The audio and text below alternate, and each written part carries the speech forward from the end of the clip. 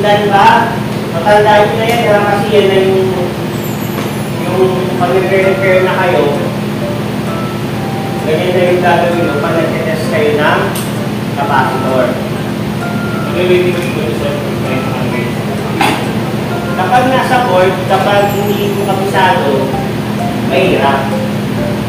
Pero kapag sanay ka na, alam mo yun. Kasi pag nasa board yan, hindi yan mag-discharge.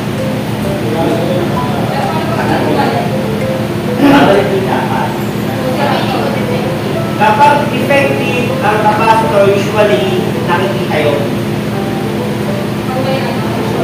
Kapag lobo yung ibabaw. Usually gano'n. Lumulobo yan yung ibabaw. Kapag effective yan, lumulobo to. Automatic yun. Kahit nag-charge and discharge yun, dapat palitan nyo na yun. Okay. So isa pa, possible yung capacitor nag-charge and nag-discharge pero defective. So paano kung malalaman yun? Gagamit kayo ng digital na tester. Example, ito ay 47 microfarad. So bumaba siya, yung capacitance niya naging 30. So mag-charge and discharge pa rin siya. Diba? Pero hindi na siya eksakto sa 47. So ang gagawin nyo, kukuha kayo ng digital, susukatin nyo yung microfarad. So dapat, kung nakalagay dito 47, pag tinester nyo yan sa digital, dapat 47 pa rin ang lalabas. Usually, nangyayari yan sa mga electric fan, sa mga ref, sa aircon, sa washing machine.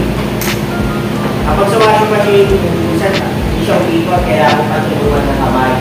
Or sa electric fan, mabagal yung ikot kahit number 3 na. Isa number 1, number 2, hindi na siya gagana, number 3 na lang siya gagana.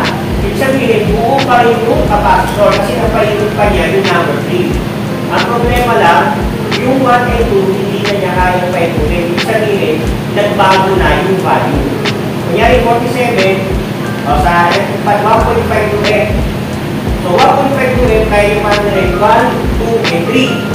Eh, nag-1 yung F na lang siya. Ang kaya yung 100, 1 na lang, or 10 na lang. Yung 1 and 2, hindi na niya kaya kasi nga, nag-change value na siya, naging 1 yung F na lang siya. So, ang gagawin niyo doon, kuha ng digital, i-test nyo yun. So doon, ako-confirm yun na nag-change value na siya. Bumaba na yung value yung capacitor. Kapag hindi ka pa sanay, kailangan mo. Pero kapag alam mo ang tendency, yung capacitor, hindi mo na kailangan. Kaya nakita mo lang, ito. 1, 2, electric fan, ayaw umanda. Or mahina, tapos sa 3, malakas. So, kung sanay ka na, hindi mo na kailangan gumamit ng digital. Alam mo na kagad na ibig sabihin nun, nag-change value na yung capacitor. So, kaya kayo nagamit ng digital para ma-confirm yung hinala mo. Yes.